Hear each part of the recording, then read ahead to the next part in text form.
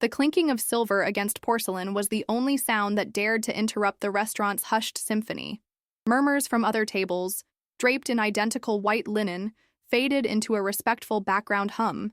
It was the kind of place James loved, a stage for his success.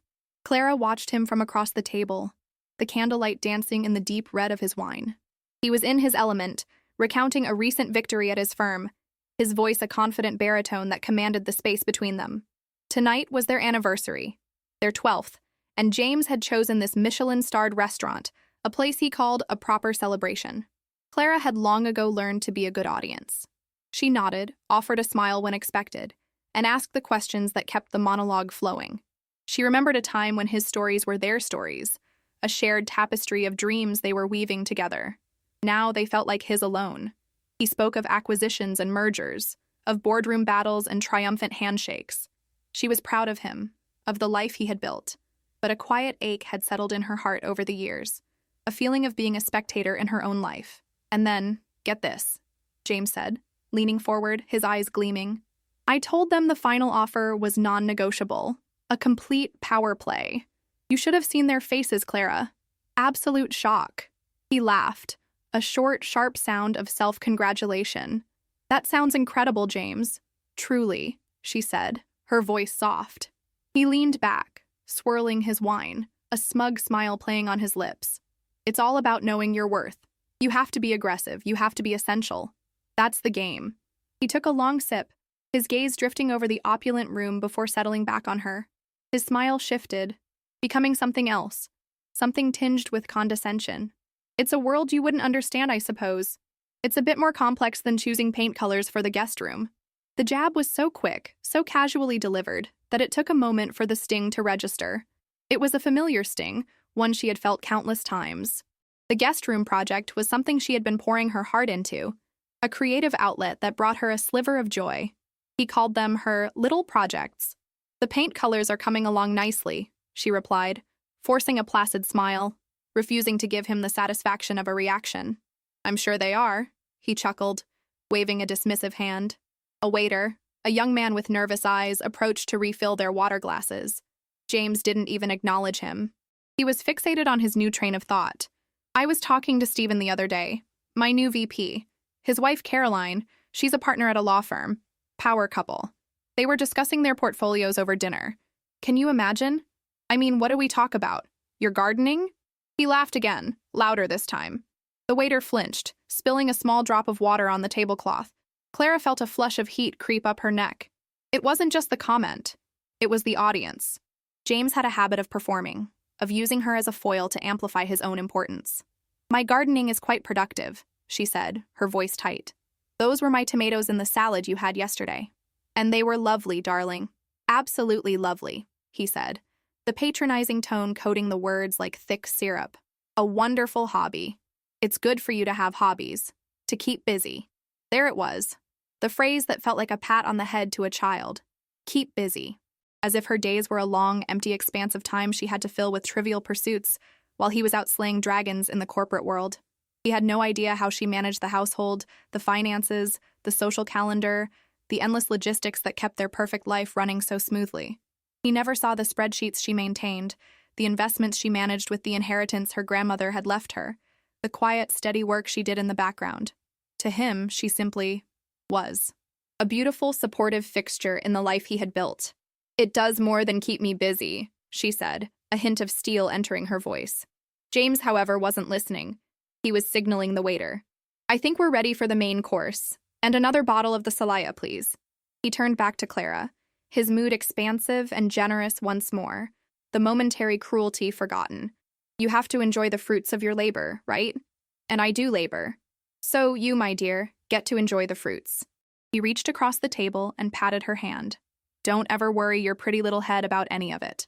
That was the moment, the condescending pat, the dismissive words. It wasn't a sudden crack, but the final, shuddering tremor that brings an old wall down. She looked at him, truly looked at him, and saw not the man she had fallen in love with, but a stranger who measured her worth in dollar signs and found it wanting. She slowly withdrew her hand from under his. She didn't say a word. She just smiled, a real, genuine smile this time. And in her mind, a new project began to form. The main courses arrived on plates that were more like canvases. The waiter, with practiced elegance, placed a perfectly seared duck breast in front of James and a delicate arrangement of pan-seared scallops before Clara. James barely glanced at his dish before launching into another story, this time about a colleague who had made a poor investment. "Lost a fortune," he said, shaking his head with a theatrical mix of pity and disdain. "It's brutal out there if you don't know what you're doing. You have to be smart. You have to be disciplined." Clara took a small bite of her scallop. It was exquisite, but the taste was lost on her. Her mind was miles away, in a place of cold, hard numbers and quiet resolve. She listened to James talk about money, his favorite subject. He spoke of it as if he had invented it, as if he were the sole master of its complex currents. He had always handled their main finances, the accounts tied to his salary, the mortgage, the car payments. He gave her a generous allowance for household expenses, a sum he believed covered her every need and whim. He never asked for an accounting of it. He just assumed it was spent on groceries, clothes, and what he termed Clara's things.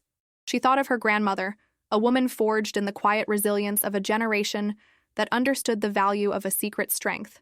"Never let a man be your only plan, little bird," she had told Clara, her hands busy in her garden, the same way Clara's were now. "Have your own garden, a place no one else can touch." Her grandmother hadn't just been talking about flowers. When she passed, she had left Clara her garden, a portfolio of stocks and bonds, modest at the time, but built on decades of savvy, frugal living. It came with a handwritten note, "Make it grow." And she had. While James was chasing high-risk, high-reward ventures, boasting about every win and quietly burying the losses Clara had studied, she had learned the market not as a battlefield, but as a garden. She nurtured it, diversified it, and understood the seasons of growth and dormancy. She read financial journals with the same quiet intensity she read her novels. She made her moves with a calm, deliberate strategy, a stark contrast to James's adrenaline-fueled gambles. Her little inheritance, which James had once dismissed as a nice little bonus for you, had blossomed under her care into a fortune that would have genuinely shocked him. It was her secret garden, and it was now a vast, sprawling forest. "I mean, look at this place," James said, gesturing with his fork at the hushed grandeur around them. "This is what it's all for. The best of everything. People see you in a place like this, and they know you've made it." He took a large bite of duck. "This meal alone probably costs more than most people make in a week. It's a crazy thought, isn't it?" "It is," Clara agreed, her voice unnervingly calm. The number didn't faze her. She had already calculated the approximate cost of the meal, including the 2 bottles of Celaya, a vintage she knew well because she held a small, profitable position in the vineyard's parent company. "But it's worth it," he continued, oblivious to the shift in her. "It's an investment in our status, in my brand." He finally seemed to notice her quietness, but misinterpreted it completely. "Don't look so worried, darling," he said, smiling that same patronizing smile. "I can afford it. You don't have to trouble yourself with the numbers. Just enjoy the experience." Enjoy the experience. The phrase echoed in her mind.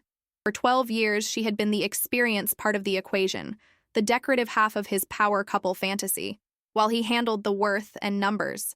He saw her as a beautiful companion who didn't understand the complexities of the real world, the world of finance he so proudly occupied. The irony was so thick, so suffocating, she almost wanted to laugh.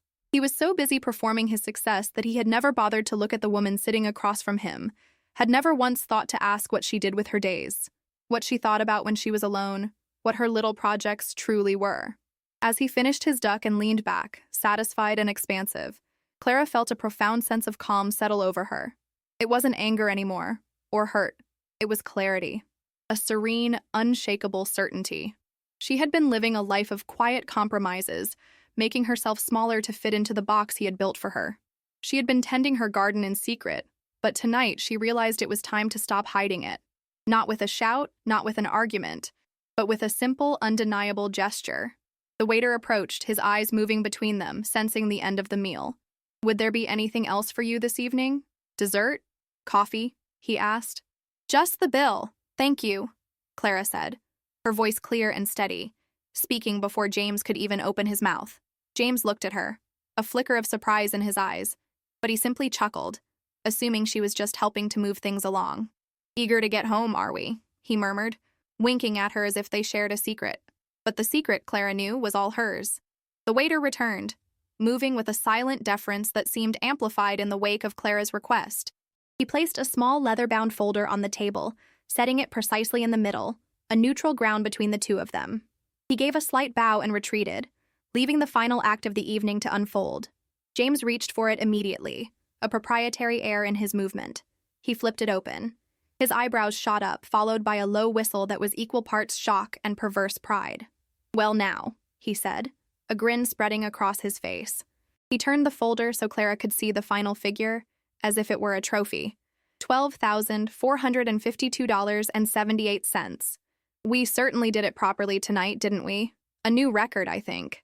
He seemed to expect a gasp from her, or perhaps a nervous laugh. Instead, she just looked at the number with a dispassionate gaze, as if reviewing a household utility bill. With a flourish, James pulled out his wallet. It was a well-worn but expensive alligator skin piece, and from it, he produced his prized possession, a black, metallic credit card. He called it his weapon of choice. He held it up for a moment, letting the candlelight glint off its surface before preparing to place it in the folder. It was the crescendo of his performance, the final, undeniable proof of his power and provision. But just as his card began its descent, Clara placed her own purse on her lap. It was a simple, elegant clutch, one he had bought her for her birthday last year and had promptly forgotten about. From it, she retrieved a small, slim card holder. She slid out a single card. It wasn't black and flashy. It was a heavy brushed platinum, minimalist and severe, bearing only her name and the discreet embossed crest of a private wealth management firm, a firm so exclusive it didn't need to advertise.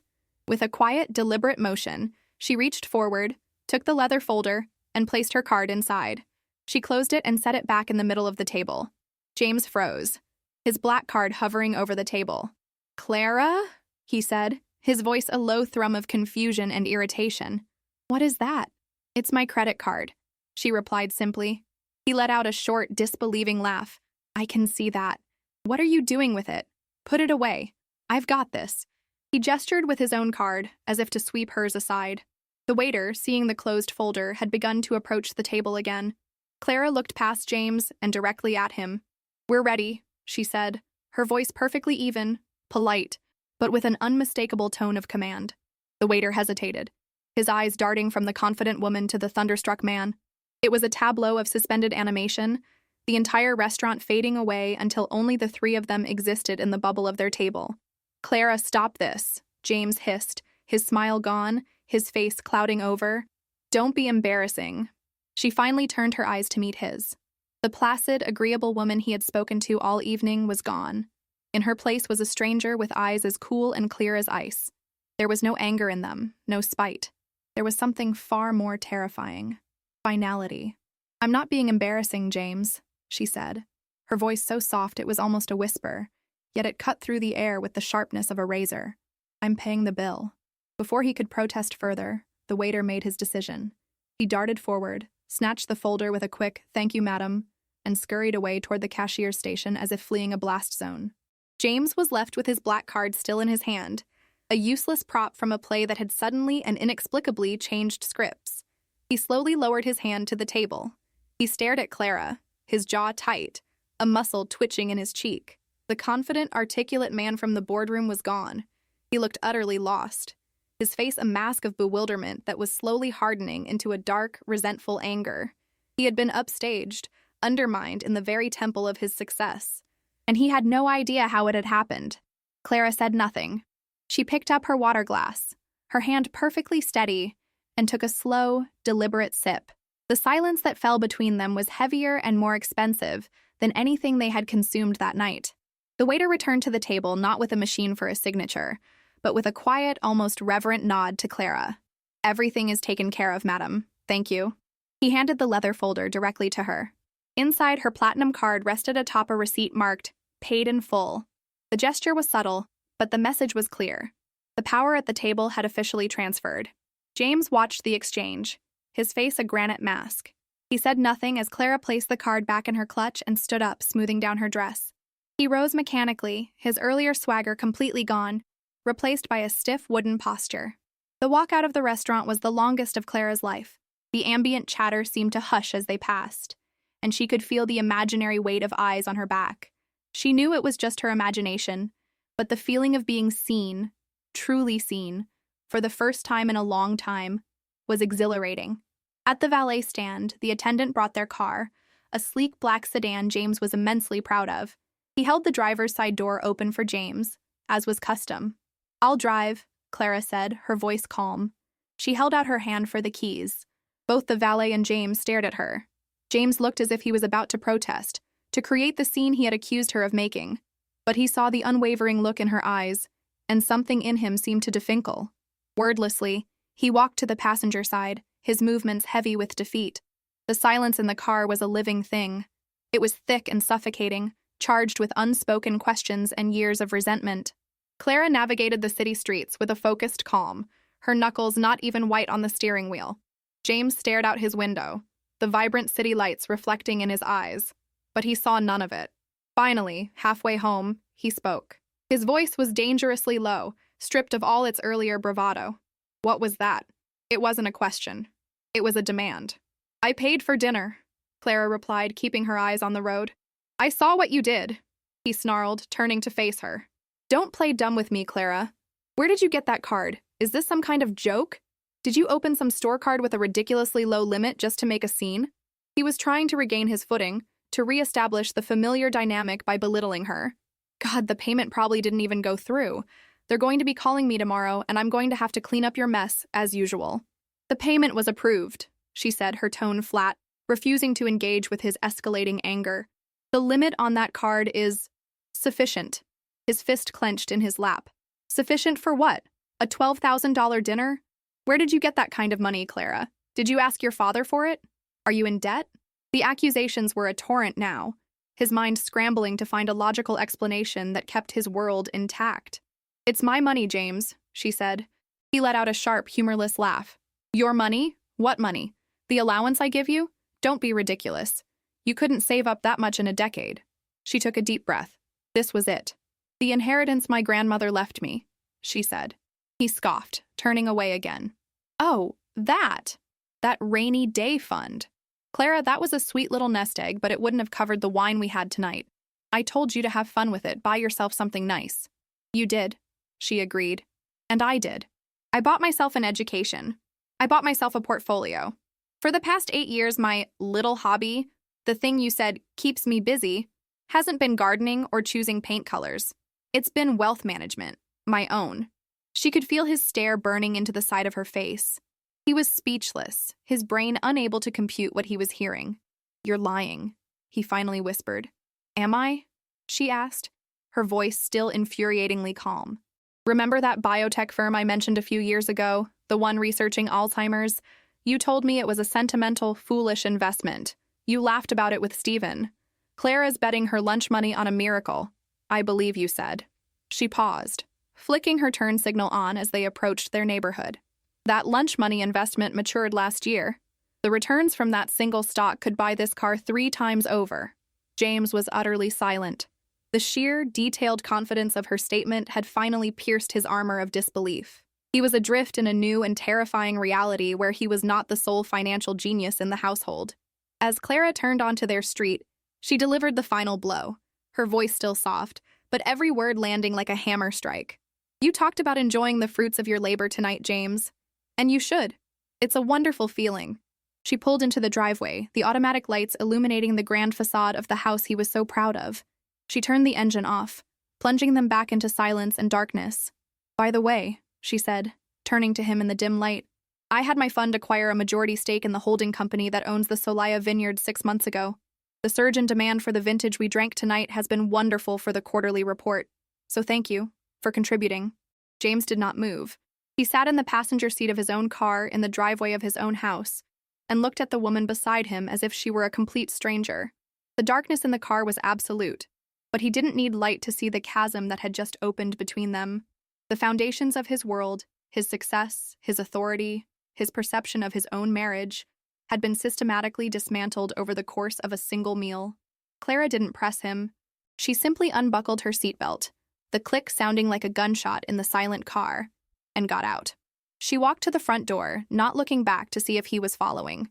The house lights, which he had always seen as a welcoming beacon of his success, now seemed to illuminate a stage for his humiliation.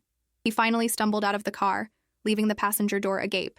He followed her inside, his footsteps heavy and uncertain on the marble floor of the foyer. She was standing in the center of the grand living room, the space he had designed to entertain, to impress, to project his power. She looked perfectly at home. He felt like an intruder. "So what now?" he finally managed to say, his voice raspy. "You've made your point. You have your own money. Congratulations. Is this all just some elaborate game to, what? Emasculate me?" The word came out laced with venom, a last-ditch effort to wound her. Clara turned to face him, her expression not triumphant, but tired. "This was never about emasculating you, James. This was about me refusing to be invisible any longer. For 10 years, I have lived in your shadow, celebrated your victories, and soothed your ego. I have managed our home, raised our children, and smiled politely while your friends talked down to me about their charity galas and shopping sprees, assuming my life was as empty as they perceived theirs to be." She walked over to the large glass window that overlooked the city skyline, the view he so often called his kingdom. "You see that city?" she said softly. "You see it as a collection of buildings you've conquered, deals you've made. For years, I've been looking at it too. Not as your kingdom, but as a world of opportunity. While you were building your empire out there, I was quietly building my own. Right here." She gestured around the opulent room. "You furnished this house, but I made it a home. You provided the money, but I provided the stability, the peace, the foundation upon which you could go out and fight your battles. I have never been your dependent, James. I have been your silent, uncredited partner." He sank onto one of the expensive sofas, his head in his hands. "I don't understand, Clara. Why? Why keep it a secret?" "Because I knew you wouldn't understand," she replied, her voice tinged with a deep sadness.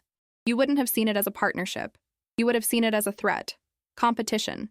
You would have tried to control it, to advise me, to absorb it into your own world until it was no longer mine.